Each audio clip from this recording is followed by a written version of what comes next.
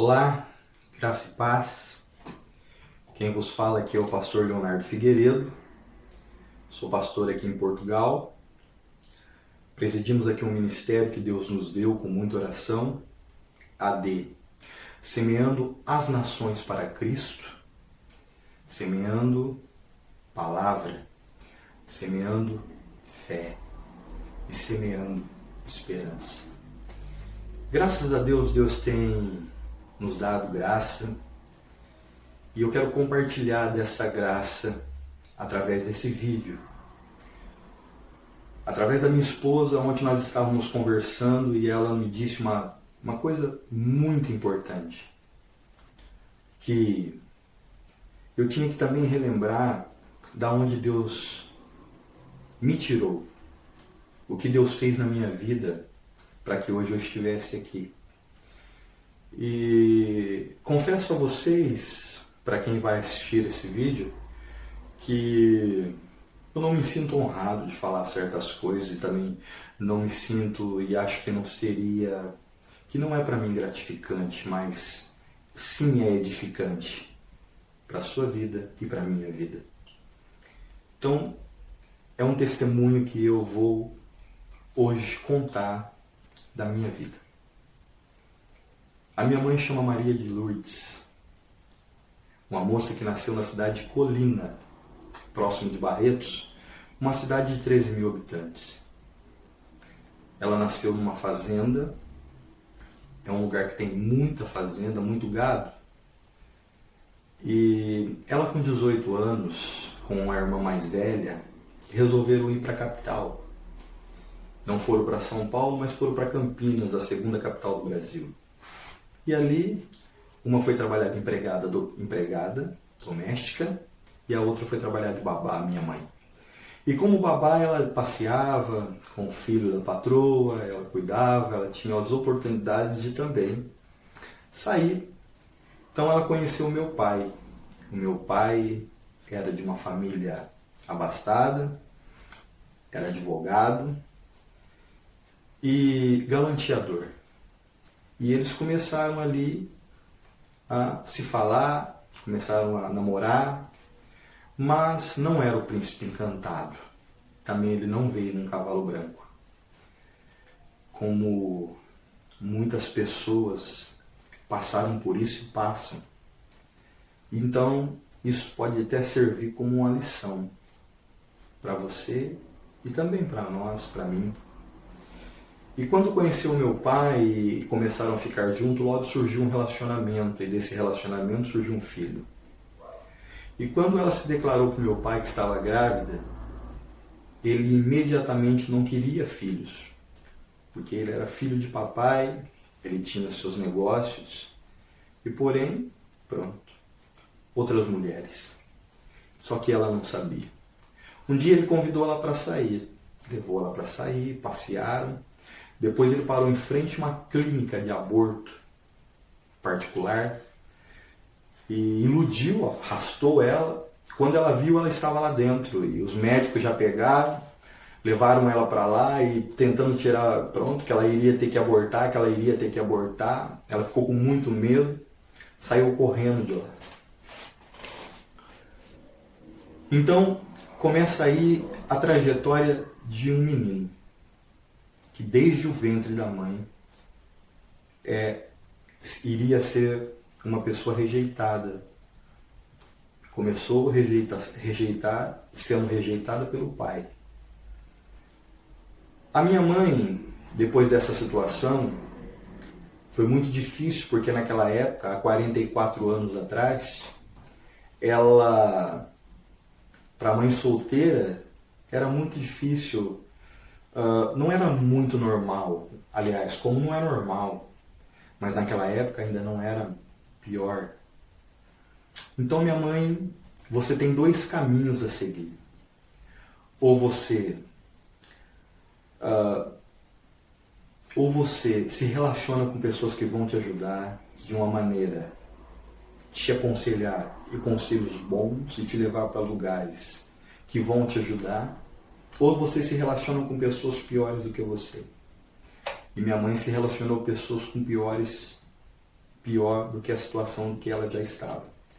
E levou ela para um centro de Umbanda, onde fizeram lá uma proposta, porque se ela fizesse lá o que eles queriam, como atuar na área, né, recebendo as entidades, fazendo lá os despachos, eles iriam trazer o meu pai de volta, e se ele não viesse, eles matavam o meu pai.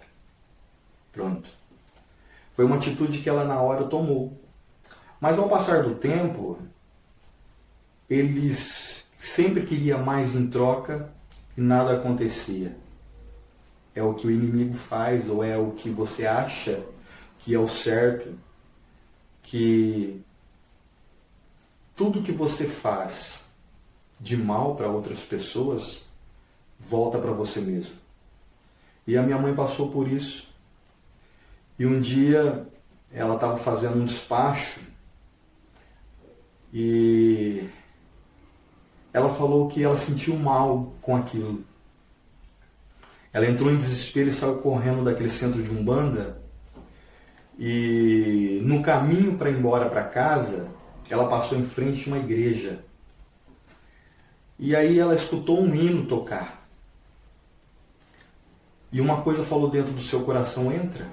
E ela entrou.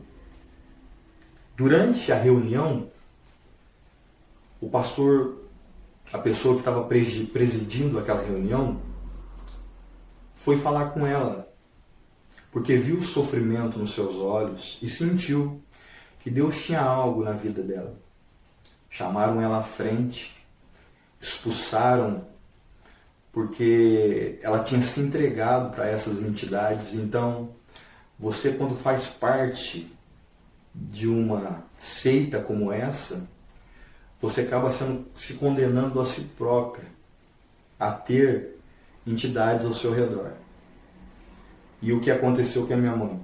Ela foi liberta naquele dia e ela saiu com uma promessa, que a criança que estava no seu ventre, Deus iria usar nas nações.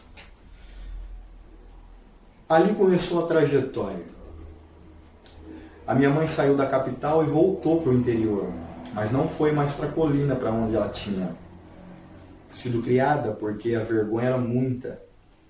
Ela foi para a casa do irmão mais velho, que morava numa cidadezinha maior, mais próximo daquela cidade, chamada Bebedouro. Também foi morar numa fazenda e ali eu cresci. Nessa fazenda, quando eu tinha a idade dos 6 anos, 5, 6 anos para 7 anos, comecei a estudar, né? E ali a gente tínhamos que ficar na entrada da fazenda, o ônibus passava. Quando subia aquele poeirão, a gente não sabia se era o ônibus ou se era um trator que estava vindo.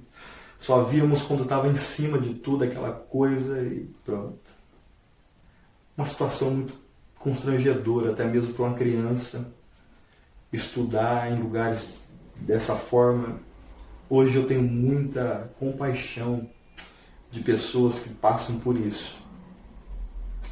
E ali eu fui criado, e ali eu fui crescendo. Na idade de 9 anos eu comecei a perceber já, e também insistir com a minha mãe, aonde estava o meu pai?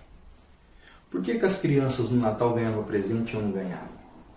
Por que os pais iam na reunião, o pai, e eu nunca tive um pai na reunião? Por que os pais sempre estavam juntos e a minha mãe nunca estava junto com alguém?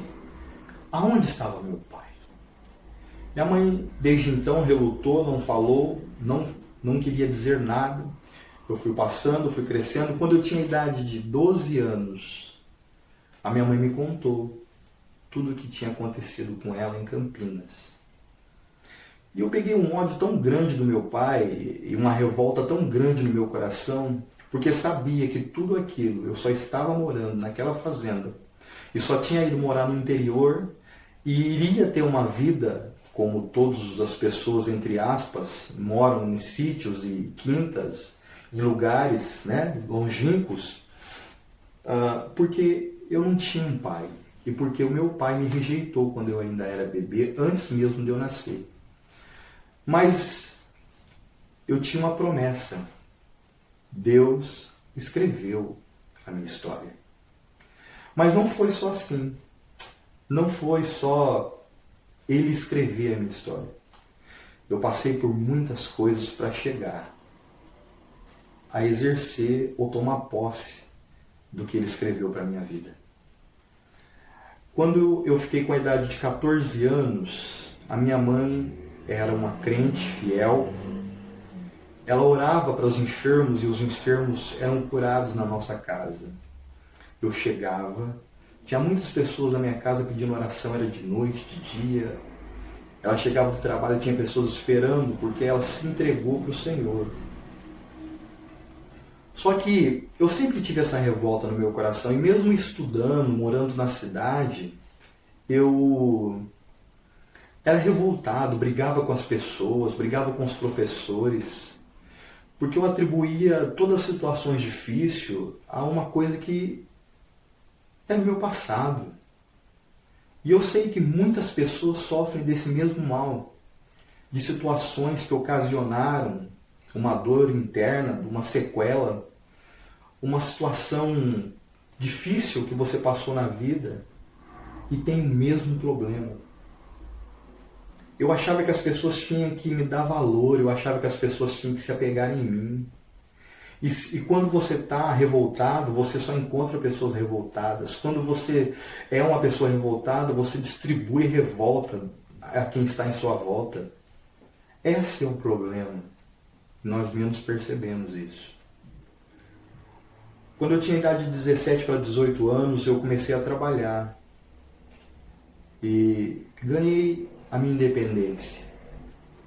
Me profissionalizei num trabalho. E essa empresa da qual eu trabalhava tinha muito serviço aqui para fora, em outras cidades maiores. E eu comecei a trabalhar para fora. Só vinha na minha casa, às vezes de 30 em 30 dias, de 15 em 15 dias. A coisa começou a ficar pior aí, porque eu me afastei dos caminhos do Senhor. E ainda era uma pessoa revoltada. Então, eu me entreguei à bebida. Com 20 anos, eu já era um alcoólatra compulsivo. Todo dia à tarde, todo dia à noite, eu tinha que beber. Eu sentia um tremor no meu corpo, minhas mãos. E eu comecei a beber demais. E depois disso, depois da bebida, quando você se envolve com a bebida, nesses lugares, automaticamente você se envolve com droga. E eu me tornei um viciado. E o tempo foi passando. Eu estava trabalhando no Rio de Janeiro, na época do pré-sal, uma das maiores empresas do Brasil, que é a Petrobras. Ganhava super bem, mas o meu dinheiro eu gastava tudo.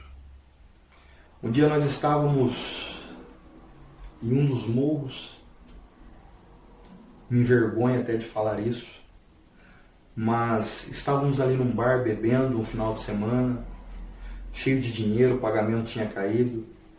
Nós estávamos ali jogando sinuca, bebendo, fumando. Daqui a pouco chega a polícia, que nunca tinha subido no morro para aquilo. E nós fomos todos enquadrados e fomos parar na cadeia. Mas ali já começava a mudar a minha história. A minha história começou a mudar ali. Desde então,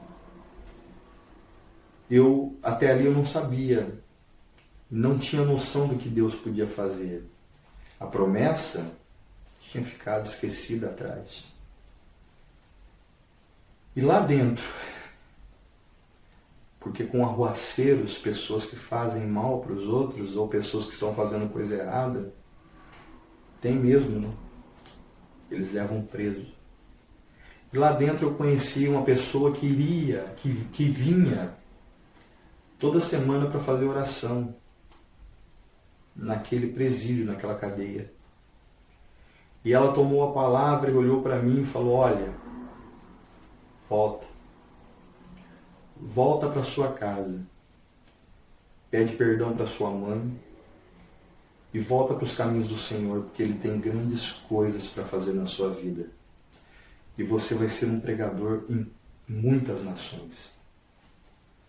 Eu tomei aquela palavra para mim, chorei muito, porque na situação da qual eu estava, e ela completou a frase dizendo: você vai sair daqui. Coisa que eles falavam que enquanto nós não falasse que aquela droga que eles acharam com nós de quem era, nós não iríamos sair. Mas no outro dia eles nos liberaram. E eu voltei para minha casa. Voltei para a casa da minha mãe, pedi perdão. Mas só que ali começou um outro ciclo na minha vida. Eu era um viciado, um alcoólatra compulsivo, bebia mesmo, todos os dias. Só que agora eu tinha a minha mãe. E era vergonha eu fazer as coisas perto dela, porque ela era uma pessoa de Deus, uma pessoa que se entregou a vida para o Senhor. E eu continuei fazendo o que eu fazia. Não fui para a igreja, só pedi perdão, voltei para lá, mas não fui para a igreja. A primeira coisa que aconteceu, nós tínhamos um lugar onde pegávamos droga nessa cidade, e o traficante um dia ficou bravo comigo por causa de uma dívida e tentou me matar. Eu estava a uns 5 metros de distância dele, ele puxou um 38 cromado e eu escutei quando aquela espoleta fez assim, ó, tec! Mas a bala não passou. E eu corri, pulei um muro, 2. Fiquei desesperado. Se ele ouvir esse vídeo, ele vai lembrar. E aí, eu com medo de morrer, comecei a buscar mais a Cristo. E veio a segunda palavra. Um dia eu estava bêbado, tinha fumado, bebido, estava mesmo drogado. E entrou uma pessoa, eu morava numa casa no fundo, entrou uma pessoa que eu nunca tinha visto, por nome Dona Ana, missionária. Ela apontou o dedo na minha cara e falou assim para mim: olha, rapaz, você não era para estar aqui. Eu vou te dar mais uma chance. Volta para os caminhos. Volta. Porque o que eu tenho na sua vida é muito grande. Mas eu ainda era uma pessoa revoltada. E eu comecei a buscar ali a Deus. E voltei para os caminhos do Senhor. E aí a minha vida começou a mudar. E quando você é revoltado, quando você está fora dos caminhos e quando você não se encontra, que você tem esses problemas emocionais, esses problemas, essa maldição hereditária da qual as pessoas colocam na sua vida, de rejeição, e você coloca na mente que você foi rejeitado, todas as pessoas que chegam perto de você são piores do que você e você acha que não, que vão te fazer você feliz. E as pessoas que eu me apegava, achando que iria fazer eu feliz, era pior do que eu. Então juntava a minha infelicidade e com a infelicidade da pessoa, nós brigávamos. E quantas vezes eu fui parar no hospital, quantas vezes, por causa de brigas. Então quando você está nesses caminhos, longe do Senhor Jesus, quando você está nesses caminhos, longe, e tem esta sequela, e tem algo que te incomoda, e que tem um vício, você está sujeito a esses ataques. As pessoas que vêm perto de você são pessoas que não vão te ajudar, que vão piorar. Mas eu voltei para os caminhos do Senhor e comecei a buscar. O meu pastor me ajudava muito, porque ele entendia que Deus tinha uma obra muito grande na minha vida. E eu fiquei firme na presença de Deus, depois de muito trabalho, muita luta, muita desilusão, muitos problemas. Eu fui me achegando ao Senhor Jesus. E ele foi fazendo grandes coisas na minha vida. Mas desde então, eu não sabia por que o inimigo tinha tanta raiva de mim. O primeiro ponto de pregação que o meu pastor me deu para me presidir, nós abrimos um ponto de pregação numa das piores vilas, naquela que eu pegava droga. E abrimos lá na casa da Dona Maria, de Lourdes, um ponto de pregação. Eu me lembro disso e lembro de uma palavra, que ministério sem luta e sem choro e sem oração não é ministério, é um conto de fadas. E nós abrimos aquele ponto de pregação 2 semanas de culto. O chefe do PCC daquele bairro, que tomava conta da cidade, toda a droga que entrava e saía era ele que tomava conta, pediu para que um cara me matasse, porque ele ficou com raiva de mim. O inimigo. E um dia o meu pastor pediu para que a filha dele fosse me buscar no trabalho, porque ele tinha recebido um recado que tinha um rapaz para me matar na frente do ponto de pregação e tinha ficado o dia todo me esperando. E a filha do meu pastor foi me buscar. E quando eu cheguei da firma, desci, o carro do meu pastor estava assim, parado no ponto de ônibus onde eu ali descia. E aí ela saiu do carro e falou para mim: meu pai quer falar consigo. Então eu fui falar com ele. Cheguei lá, falei: pastor, o que está acontecendo? Você não pode ir para sua casa porque você não pode hoje fazer culto, porque recebi um recado que tem lá uma pessoa querendo te matar. Eu falei: por quê? E como isso vai? Não, isso não pode acontecer. Falei: vamos lá, pastor. E eu me lembro até hoje. Ele me falou assim: não vamos não, nós temos que ser prudentes. Eu falei: não, pastor, nós temos que ir lá, porque nós temos que saber o que aconteceu. E quando eu cheguei lá, para a honra e glória do Senhor, ele falou assim: primeiro, o rapaz, tá aí o pastorzinho, que eu falei para você que ele ia morrer. Ele estava sentado debaixo de um pé de manga, com umas 4 pessoas em volta dele, ele com um monte de celular na mão, traficante. E ele falou assim: tá aqui o cara que vai te matar. E eu falei: mas por que você quer me matar? Porque você não pediu autorização para abrir aqui uma igreja. E você abriu na frente da minha loja. Você está atrapalhando as pessoas ali, os usuários que vão comprar do meu produto. E eu falei: mas eu tenho que pedir permissão para abrir uma igreja, não abrir um bar. Eu tenho que pedir permissão para abrir uma igreja? Desde então eu não sabia que tudo aquilo era um inimigo. Que o inimigo ele estava querendo usar ele para tirar a minha vida. Mas nós começamos ali a conversar e de repente saiu uma senhora da casa vizinha. E quando ela estava varrendo o quintal, ela viu a nossa conversa e ela gritou de lá: paz do Senhor, pastor. Quando eu olhei para ela, eu falei, eu lembrei daquela irmã que no segundo dia de culto ela recebeu uma cura. Ela tinha uma perna mirrada. Ela tinha uma perna mirrada, ela não andava direito, ela vinha amparada pela filha. E ela saltou da cadeira, deu um pulo e recebeu ali uma grande bênção. E ela: paz do Senhor, pastor. E eu: a paz do Senhor, minha irmã. E ela pegou a vassoura, deixou a vassoura e veio ali ao nosso redor. E falou para aquele traficante: Binho, o que você está fazendo com o pastor? E ele falou: mãe, a senhora conhece esse pastor? Ele falou: conheço, é com ele, é na igreja dele que eu vou. É na igreja dele que eu estou indo. E é lá que eu recebi uma benção, eu e a sua irmã. Aquilo para mim foi muito gratificante, porque eu sabia que Deus estava agindo naquele momento. Então ele falou assim: olha, então agora eu não vou mais.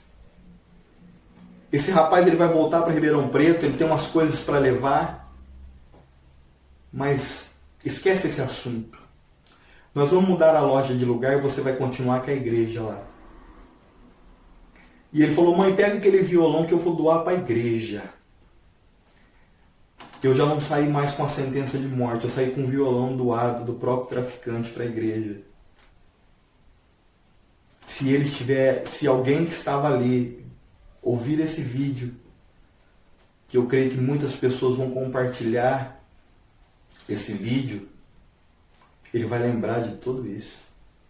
Nós saímos dali com um violão, eu e o pastor presidente da obra. E mais a sentença de morte já não existia, para a honra e glória do Senhor. E eu comecei a presidir, aquilo se tornou um grande ponto de pregação, uma bênção. E eu me apaixonei pela filha do pastor, hoje a minha esposa, uma mulher de Deus, uma companheira, uma pessoa que me ajuda muito, que fez eu entender muitas coisas. E apesar de estar presidindo uma igreja, um ponto de pregação que se tornou uma igreja, apesar de já ser consagrado, eu ainda tinha uma revolta no meu coração. E depois de um tempo, Deus começou a cumprir as promessas em nossas vidas. A primeira vez que eu vim para Portugal foi uma profecia que me deram, que Deus falou na igreja com o nosso pastor, porque eu saí do interior e fui morar em uma cidade grande, próxima à capital, e nós começamos ali a frequentar uma igreja, e quando chegamos naquela igreja, Deus usou aquele pastor para falar conosco, em falar que nós íamos fazer uma viagem internacional. Surgiu ali uma oportunidade para estar em Portugal a primeira vez. Só que ficamos 1 ano e meio aqui em Portugal e tive algumas decepções aqui, porque estava numa crise, numa época de recessão, sem trabalho. E tive aqui, minha esposa ficou muito doente e nós passamos aqui por uma luta tremenda. Nós não entendíamos porque como Deus trouxe nós para passar por aquilo que nós estávamos passando. Mas preste atenção em algo que eu quero falar para você que está me ouvindo e assistindo e vai assistir esse vídeo. Deus tem planos e o plano de Deus. Tem uma passagem que eu quero falar para você em Efésios, no capítulo 3, versículo 20. Ora, aquele que é poderoso para fazer infinitamente mais o que pedimos, tudo o que pedimos e pensamos, infinitamente mais, de acordo com o poder dele que habita em nós. Deus, ele vai fazer infinitamente mais na sua vida do que você pensa e do que você possa imaginar. Voltamos para o Brasil. Eu voltei chorando, sofremos demais. E quando voltamos para o Brasil, eu fui para a casa do meu sogro e a resposta que eu tive do meu sogro, quando eu cheguei, foi muito triste, porque eu queria ficar com ele, do lado dele, no ministério, ajudando. E ele falou, não, Deus falou comigo, você não vai ficar aqui. Você vai para Sorocaba novamente. Para aquela cidade grande da onde vocês viajaram. Eu falei, pastor, mas eu não quero. Você vai, porque Deus já falou para mim. E quando eu fui arrumar o primeiro trabalho, naquela cidadezinha da onde meu sogro, chamada Bebedouro, o ex-patrão falou assim para mim, eu não tenho trabalho para você aqui, Leonardo. Eu tenho trabalho para você em Sorocaba. Ele não sabia. Ele não sabia da profecia, ele não sabia o que meu sogro tinha falado, que Deus tinha falado com meu sogro que eu ia voltar para aquela cidade. Enfim, voltei para lá. Fiquei hospedado no hotel, trabalhando para ele na obra. Aquela obra durou 6 meses. Acabou a obra e eu falei para ele que ia continuar trabalhando lá. Eu sou eletricista, um trabalho grande. E continuei morando naquela cidade. Conheci um construtor. Esse construtor me apresentou um advogado que era o dono da obra. Depois de alguns meses trabalhando para ele, ele gostou muito de mim. Eu quero falar algo para você que está me ouvindo, ou para você que vai assistir esse vídeo. Você está a um passo de alguém fazer algo por você. É difícil de falar isso. Às vezes você, no momento, não vai aceitar. Mas Deus nunca vai derramar dinheiro do céu para o seu bolso ou um fardo de ouro lá de cima, não. Ele vai colocar pessoas no seu caminho que vão te honrar a partir do seu testemunho com Ele. Então faça tudo o que fazer, faça com perfeição. Faça, trate as pessoas bem. faça com educação. Aquele advogado gostou de mim que me levou para trabalhar para ele. Eu era um funcionário particular dele. E colocou eu dentro da casa dele. E um dia, tomando café com a família, ele falou para mim: Leonardo, você fala do sua mãe, mas não fala do seu pai. Quem é seu pai? Eu falei: meu pai era uma pessoa de Campinas que também era advogado, doutor. E ele... Aconteceu, pronto, eu contei a história. E ele falou: naquele mesmo dia eu vou encontrar seu pai. Qual é o nome dele? Eu falei: fulano, sim, assim. Ele falou: eu vou encontrar seu pai.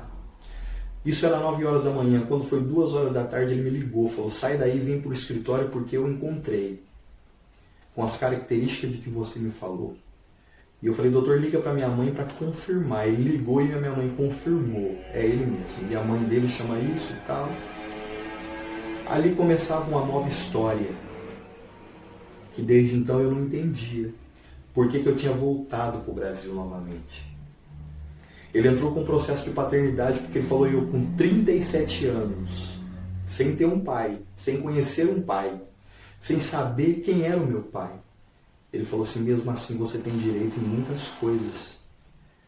Porque você tem direito no que ele construiu. Você tem direito como seus irmãos, se ele tiver irmãos, se você tiver irmãos. E eu ganhei o processo de paternidade, ele me aceitou como filho e me deu um sobrenome. E depois de 2 anos que esse processo estava correndo, depois eu troquei todos os meus documentos com o sobrenome do meu pai. O meu advogado, que também era meu amigo, falou assim para mim: vai lá na casa dele. Vai lá, aperta a campainha e fala: aí, estou aqui. E mais uma vez a minha esposa, usada por Deus, falou para mim assim: vamos lá. Eu falei: não, amor, como que vamos lá naquele lugar? Eu não sei se eu vou ser bem recebido, eu não sei se eles vão ficar com raiva de mim. Ela: não, vamos lá. Colocamos as crianças no carro, a família toda, morávamos 100 quilômetros de lá e fomos para aquele lugar. Cheguei lá, apertei a campainha, atendeu uma senhora por nome de Dona Ana. Quando ela saiu, eu falei: olha, eu quero falar com o seu Calimério.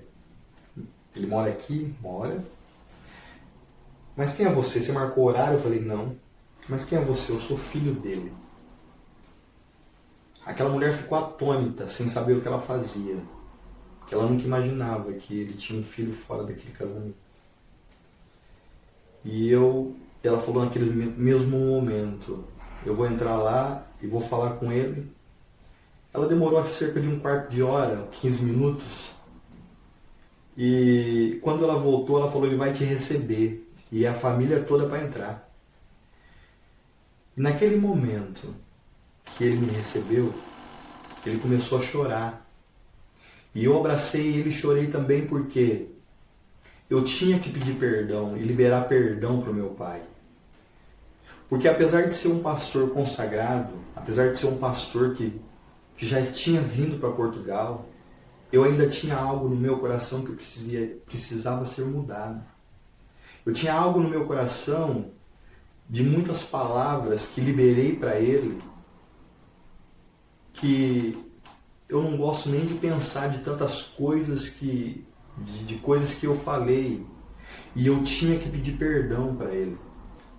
E nós se abraçamos, nos alegramos, passamos o dia, almoçamos juntos, ele adorou a minha família, abraçou o meu filho. Eu tenho um filho de 6 anos, que na época tinha 3. E ele falou: esse menino é muito bonito. Eu falei: nasceu em Portugal, pai. Ele falou: você é português. Aquilo para mim entrou para mim uma... Quando ele falou, minhas pernas bambearam, porque depois de ter vindo aqui, ter sido praticamente quase deportado, e você me fala que eu sou português. Ele falou: sim, sua família é de Portugal, seu avô. E aqui estão os documentos, se você quiser voltar para lá, eu vou te ajudar a voltar para lá. Porque o pai sempre teve o desejo de ir para lá, mas nunca deu. O pai ficou doente. Então hoje eu estou aqui. Depois que eu liberei perdão para meu pai, e depois que nós se abraçamos, eu falei para ele que era um pastor evangélico, e ele gostou muito. Depois de 2 semanas ele veio a falecer. E eu entendi que era somente para que Deus pudesse nos aproximar. Por isso que hoje eu sou feliz. Eu sou muito feliz e peço perdão para todas as pessoas que eu magoei e que eu não magoei, que fizeram mal para mim. Eu peço perdão. Sabe por quê? Porque eu sei que a bênção do Senhor está através do perdão que você pede. A bênção do Senhor está através do coração que você tem. A bênção do Senhor está através de tudo que você faz de bem para as pessoas.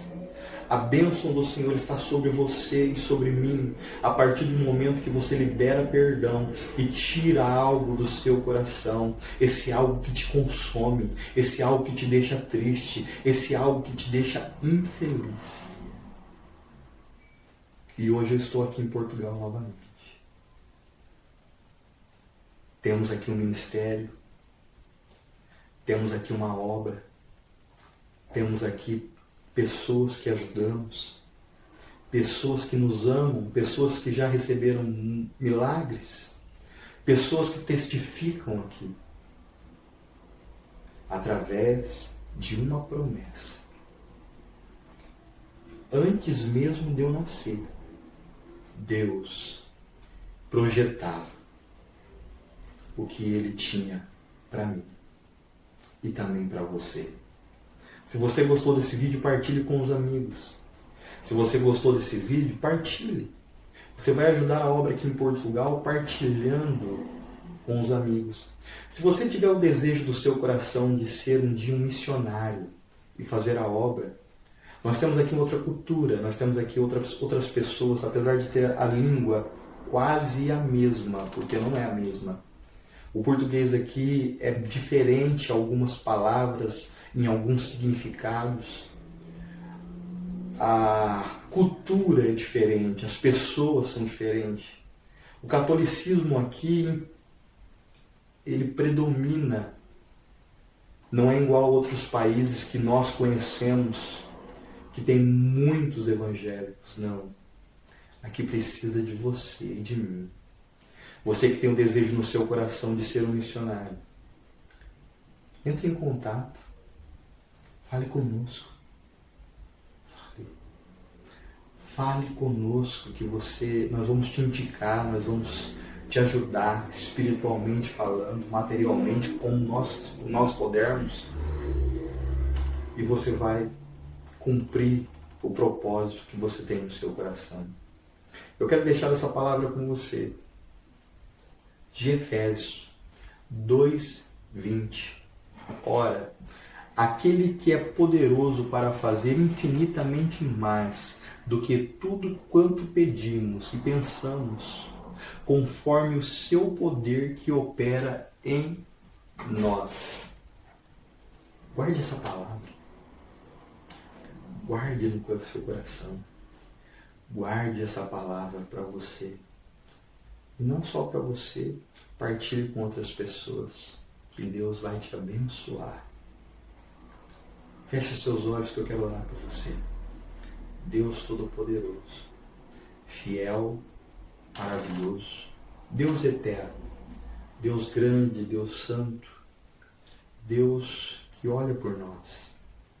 Cada pessoa, Pai, que ver esse testemunho, cada pessoa, Senhor, que ouvir essa mensagem, cada pessoa, Pai, que precisa de tirar, ó Deus, essa sequela que traz maldição para nossas vidas. Essa sequela, Pai, do passado, essa rejeição. Ó Deus Todo-Poderoso, tira, Papai, da graça, da paz, da felicidade, em nome de Jesus. Amém? A paz.